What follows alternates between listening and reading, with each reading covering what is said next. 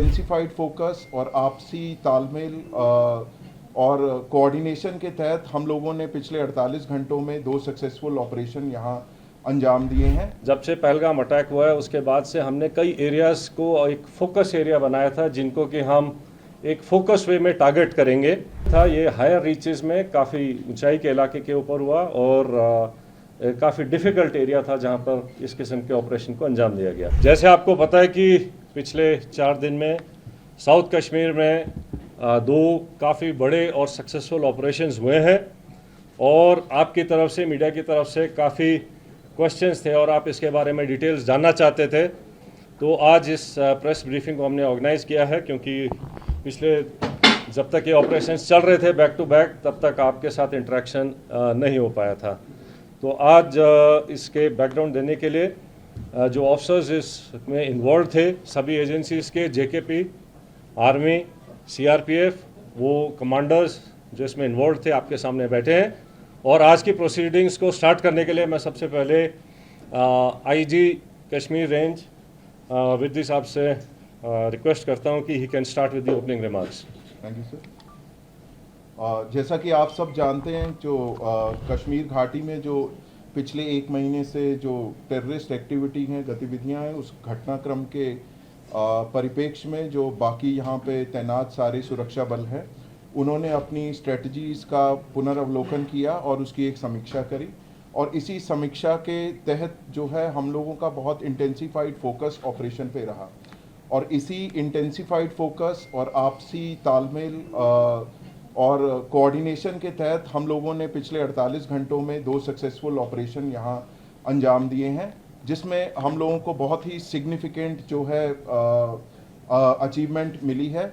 इन दोनों ऑपरेशंस में CRP, army, Jammu Kashmir police का शाना बशाना रोल रहा है और इन लोगों ने, हमारे जवानों ने और हमारे अफसरों ने कंधे से कंधा मिला के इन ऑपरेशंस को अंजाम दिया है।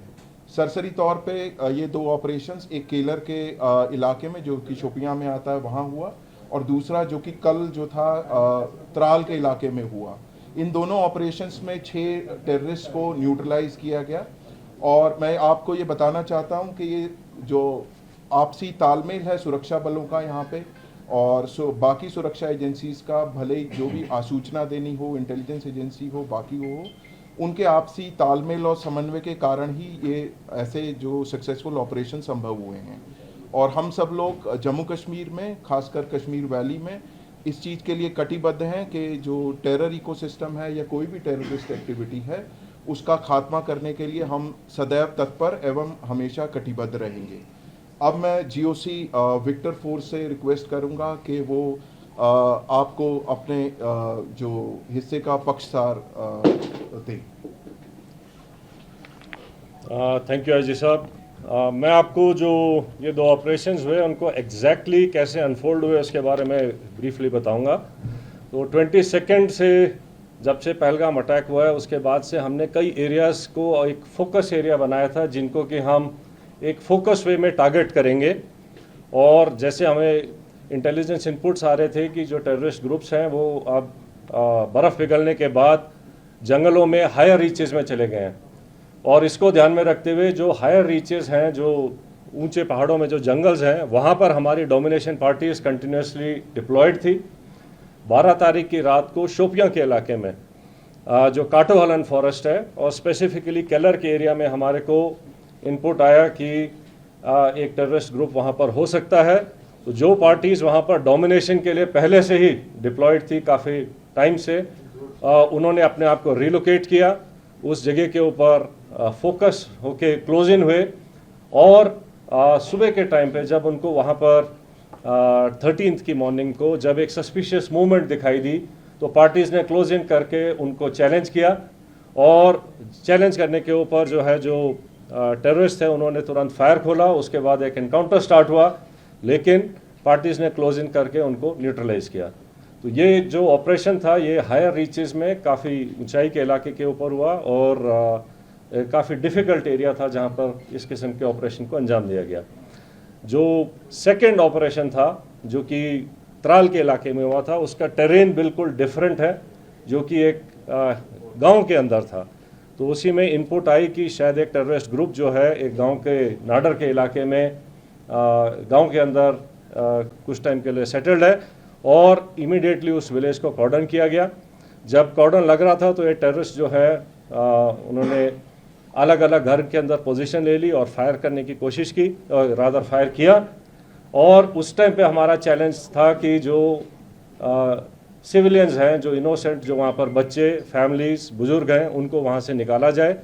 तो पहले उनको सेफली उस जगह से निकाला गया और उसके बाद सिस्टमेटिकली तरीके से सर्च करी गई एक एक घर को, और एक एक करके अलग अलग जगह के ऊपर इन 3 टेररिस्ट को न्यूट्रलाइज किया गया।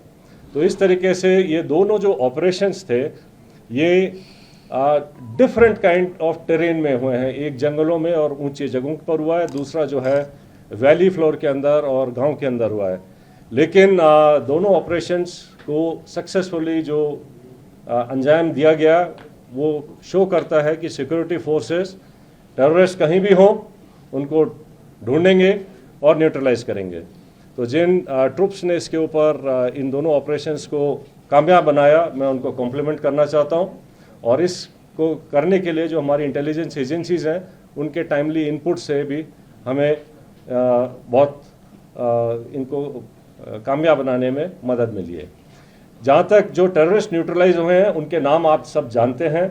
इनमें जो सबसे जो शोपियां वाले इलाके में जो था शाहिद कुट्टे, आपको पता होगा कि वो पिछले 2 मेजर टेररिस्ट अटैक में, जिसमें कि हीरपुरा गांव के एक सरपंच को मारा गया था और एक रिजॉर्ट के ऊपर एक जर्मन टूरिस्ट को ऊपर अटैक हुआ था, इन दोनों में इन्वॉल्व था। बाकी फंड रेजिंग और बाकी एक्टिविटीज़ में इसका बड़ा हाथ था। जो उसका दूसरे एसोसिएट था वो भी एक लोकल नॉन माइग्रेंट जो यहाँ के लेबर हैं उनको मारने में इन्वॉल्व थे।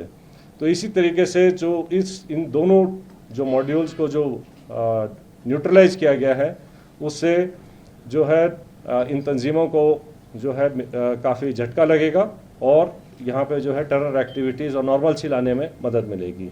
सो I rest here. For rest of the things I request IG CRPF to please add up. Thank you sir.